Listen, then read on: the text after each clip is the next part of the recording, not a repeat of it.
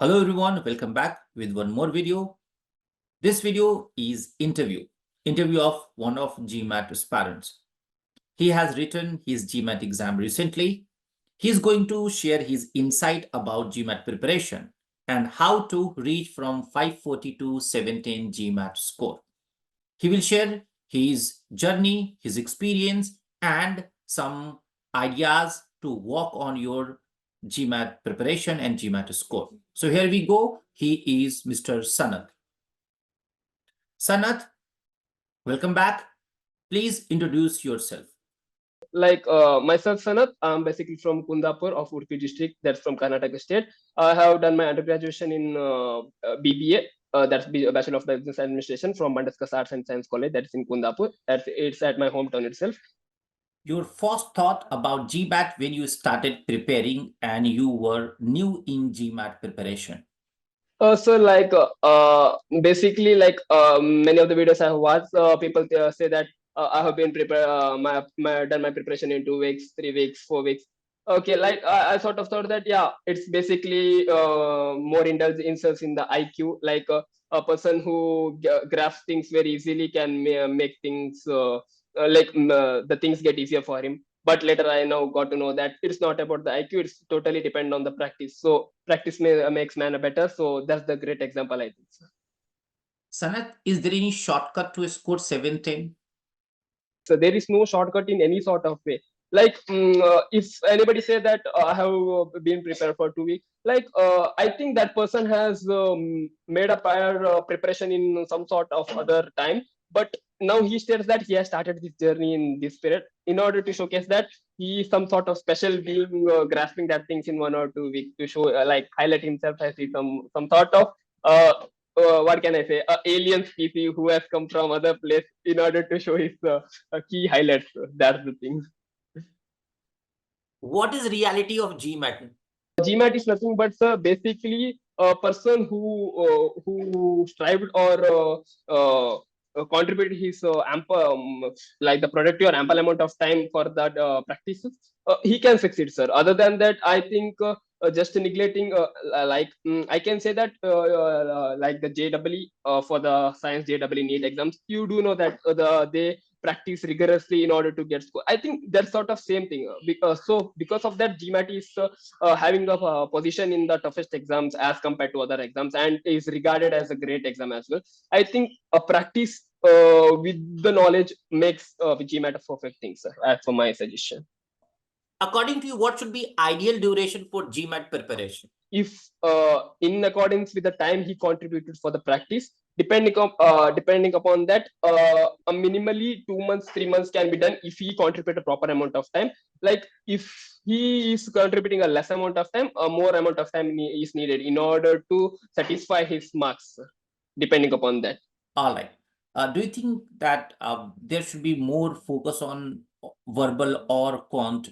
So basically, I think that there is a saying that with like as we have two eyes, without one eye we cannot see properly. So I think in the same way, as important as the verbal, Quant plays the same role. I think people mostly think that seeing the advantages on one sort of group, they neglect that thing. Later, because of that neglecting, that may cause damage for the other thing as well. So like a rotten apple will destroy whole sort of other apples which are in beside it. So in the same way, sir. Can prior knowledge help in GMAT preparation or to score GMAT 710? For example, somebody is okay with math or somebody is okay with English language. I think without knowing the route map of what that exam takes to you or how that exam is done, or knowing the criteria, or listening from the experienced person who has taken the exam and know the cons and pros of that exam, without knowing that, taking the step will lead to a disaster, I guess. Directly putting his leg into the ocean or the river itself, he will just drown and go itself, so, as per my perception. What is the role of sectional practice test and full-length mock test? Sectional practice test basically gives you the idea at which part you think you are strong and which part you have to concentrate. And for the full length test, it determines your stamina, sir. how much amount of time you have been giving for the accumulated test. Like in a sectional test, it's sort of ample pieces of that exam. But in a full length test, they are all combined together and give you one gist, sir. I think for the full length test, it basically tests your patience as well as it hinders your time. Like in section wise, I think we can say, oh, okay, it's one section, the same sort of questions, no problem. But at the time of full length test, it's a mixed hurdle. You cannot pick the things at the time you want. So it's sort of mixed thing, right? So it's sort of difficult. And mainly, I think in the long full length test, it depends upon the stamina. Like having knowledge doesn't mean that you can succeed the exam. You have to keep in mind that you have a given amount, you have given a time that you have to succeed. Like it's sort of do or die right type of the thing. There are many sections in Quant. Yes, sir. Which section is important in real exam? At the time of exam, I think arithmetic and algebra are the more sort of questions I think being main part of that exams. And for the rest of the parts, keeping formulas in mind and using it in a right way, it mainly depends. And for the data sufficiency, it's not sort of going with formulas or the ethics to be followed.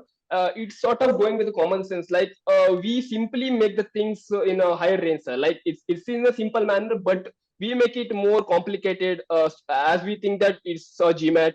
They are testing my intelligence level in a peak way. So I think it's not in a simple. I should complicate it myself. Like खुद अपने आप क्या कहते हैं sir वो uh, खुद अपने पैर में कुल्हाड़ी मारना वैसे जैसे है sir like that's the same thing same that I think that's the same issue I think it goes in the same way. In verbal section, RC or CR, which one is tougher? And according to you, what should be a strategy for CR and RC individually?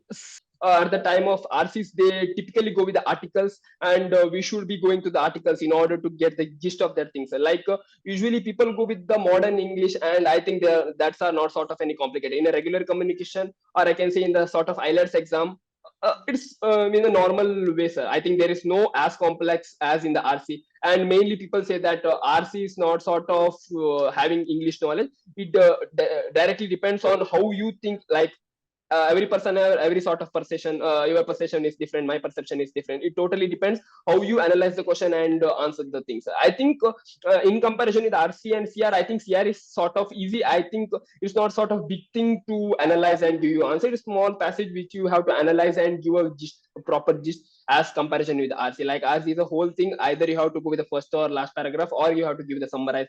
What should be final strategy to reach from 540 to 710? I think a person should once again glance to the foundations, like if sort of any misconception done from him. Like basically people does think that at the end they had some made some mistakes, but I think at the foundation they had made some mistakes at that time. A proper amount of practice is given, you can do anything. Like without any practice, like you can say in the workout or any sort of thing. For the instance, for any workout, if you practice daily, you will get a fit and lean body. Or else doing one day and skipping 10 days and doing one day doesn't give any sort of result. At that time you may feel that okay, I have released some sort of sweat, okay, I have done something productive, but that doesn't signify your improvements.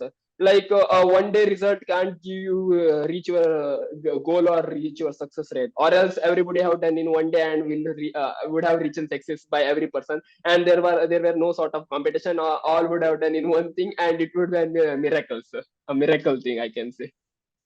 All right. One message for the GMAT takers who is generally misguided.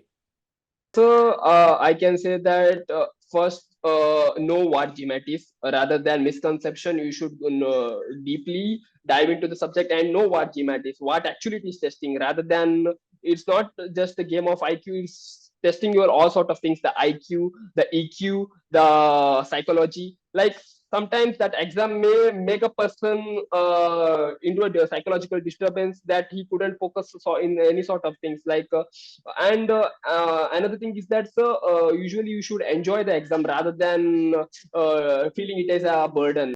Before we end, would you like to conclude and would you like to say something to those who are going to write the exam?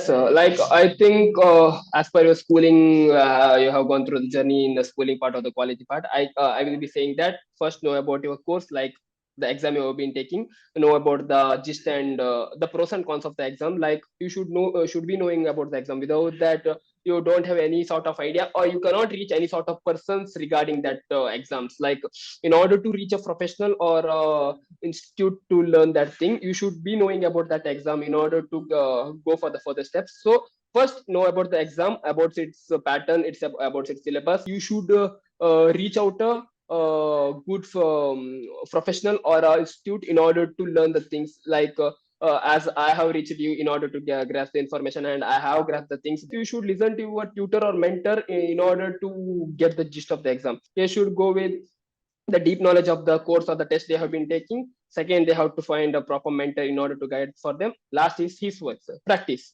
Like spoon feeding can't be done. Like we are all matured people and should be knowing what things are should be done. Like if sort of handicap or if sort of any mental issues, okay, we can be considering that thing.